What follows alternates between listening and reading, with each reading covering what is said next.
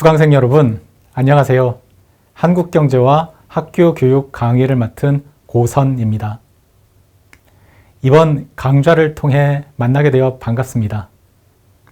한국경제와 학교교육 강좌에서는 한국 경제의 발전 과정에서 교육이 맡아온 역할을 살펴봅니다. 흔히 한국은 부족한 자연 자원에도 불구하고 우수한 인적 자본을 바탕으로 빠른 경제 성장의 기적을 이루어냈다고 이야기합니다.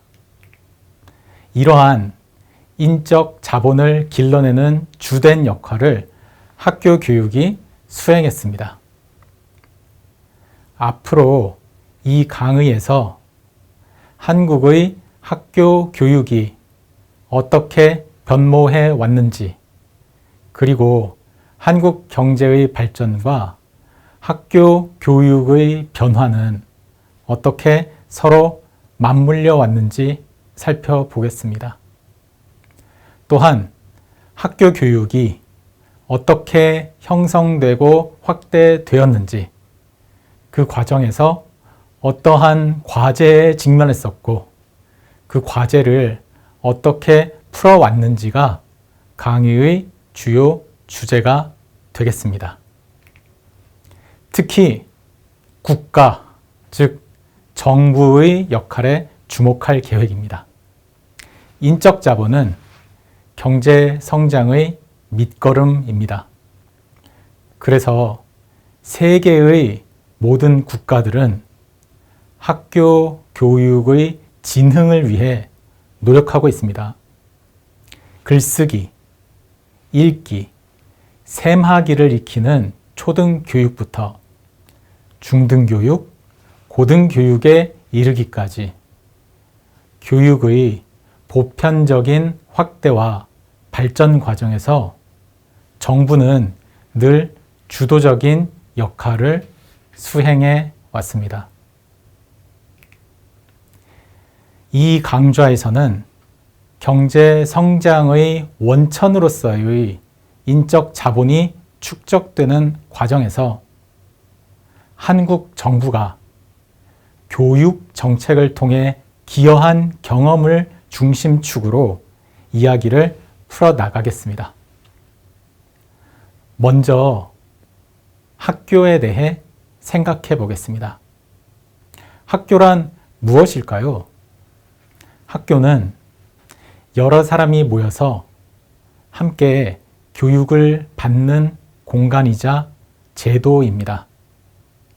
교육, 즉 무언가를 가르치고 배우는 활동은 여러 가지 형태로 이루어질 수 있습니다.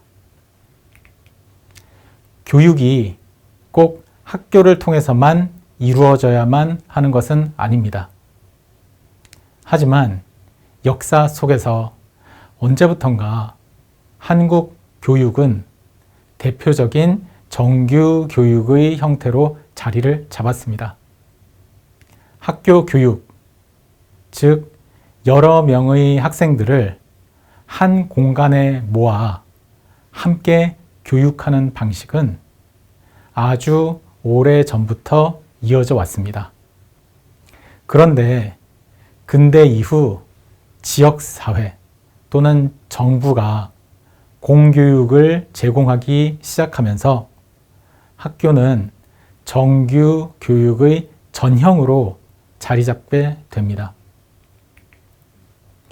더 많은 이들을 대상으로 교육을 실시하고 교육의 성과를 국가와 경제 전체의 과실로 거두고자 하는 열망이 반영된 결과라고 볼 수 있겠습니다. 지방 또는 중앙 정부는 세금으로 거둔 수입으로 학교를 짓고 교원을 채용하고 학교를 운영합니다. 여력이 되면 나이에 맞는 모든 이들을 학생으로 받아들였고 여건이 충분하지 않을 때에는 학생을 선발하였습니다. 하지만 학교를 통해 실시하는 정규 교육이 더욱 발전할수록 학교의 문은 더 넓게 열렸고 결국에는 모든 나이에 맞는 아동과 청소년에게 교육을 제공하는 방향으로 발전해 나갔습니다. 정규 학교 교육의 출발점은 초등교육이었습니다. 처음에는 6살 내지 7살 정도의 아동들을 모아 읽기, 쓰기, 셈하기를 가르치며 시작되었습니다. 아주 오래 전에는 글을 읽거나 쓰지 못하는 사람들이 많았습니다. 배움의 기회가 충분치 않았기 때문입니다. 하지만 정부에서 학교를 세우고 모든 아동에게 읽기, 쓰기, 셈하기를 가르치며 달라졌습니다. 젊은이들 중에서 비문해 인구의 비중이 빠르게 줄어들었습니다. 대다수의 사람들이 읽고 쓰고 셈할 수 있게 되자 기술 혁신이 빠르게 전파되고 생산성이 크게 늘어났습니다. 산업혁명으로 시작된 근대적 경제 성장이 더욱 가속화되었습니다. 산업혁명은 새로운 기술 개발이 선도했습니다. 하지만 이러한 기술 혁신을 생산 현장에서 충분한 인적 자본을 갖춘 노동력을 활용하여 펼쳐낼 수 있어야 비로소 급속한 경제 성장으로 이어질 수 있었습니다. 그래서 학교 교육의 보편적 확산과 비문해 인구의 비중 감소는 초기 산업화의 전제 조건이기도 했습니다.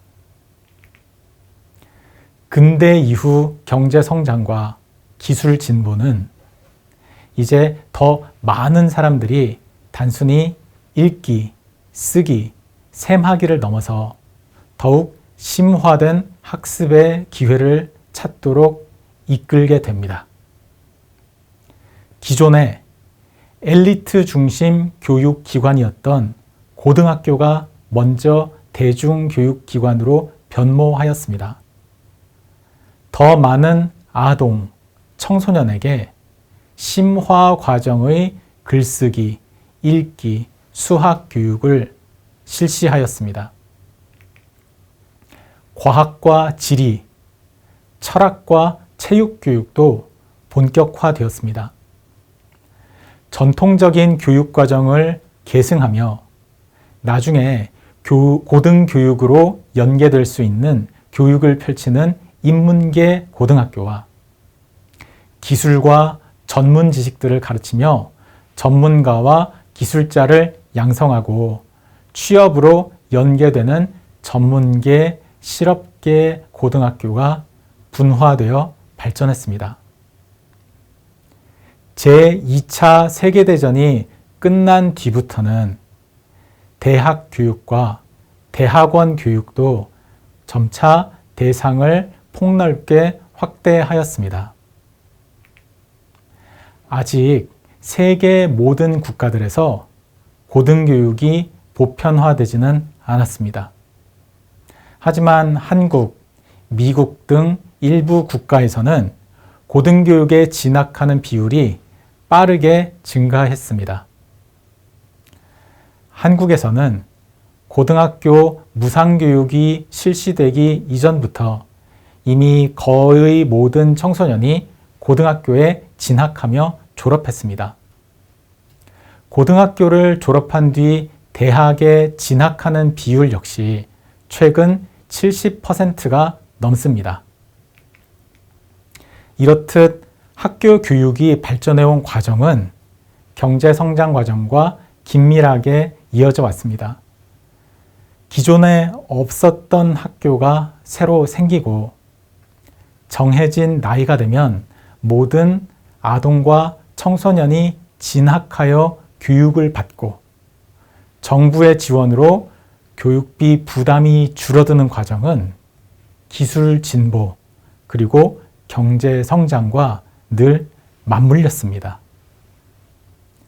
많은 이들이 학교에서 교육을 받고 인적 자본을 키운 결과는 다시 경제 성장과 발전의 핵심 동력이 되었습니다.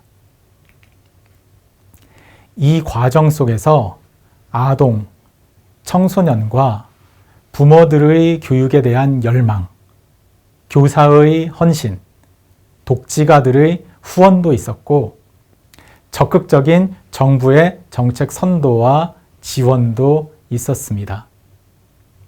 앞으로 이 강의에서는 한국에서 학교 교육이 어떻게 진화해 왔는지를 한국 경제의 발전 과정과 연계하여 조망해 보고자 합니다. 첫 주에는 한국 교육의 현실을 짚어봅니다. 그 다음에는 한국 학교 교육의 형성 과정을 개관합니다. 이후 유아 및 초등교육, 중등교육, 고등교육으로 나누어 각급 학교 교육의 형성과 발전 과정을 살펴보겠습니다. 그 다음에는 교육 제도의 핵심 틀을 구성하는 교원과 재정에 대해 각각 한 주씩 토의하겠습니다.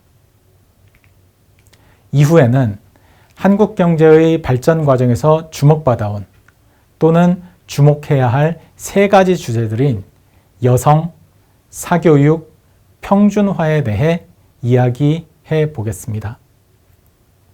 11주차에는 평가 시험에 대해 살펴보고 교육 성과를 검토해 봅니다. 마지막 12주차에는 초, 중, 고 및 대학의 정규 학교 교육 이외의 교육, 즉 학교 밖 학교들에 대해 논의하겠습니다. 지금까지 이 강좌의 주요 내용 및 앞으로의 진행 계획에 대해 말씀드렸습니다. 다음 시간에는 우선 한국 교육의 현 주소를 살펴보도록 하겠습니다. 감사합니다.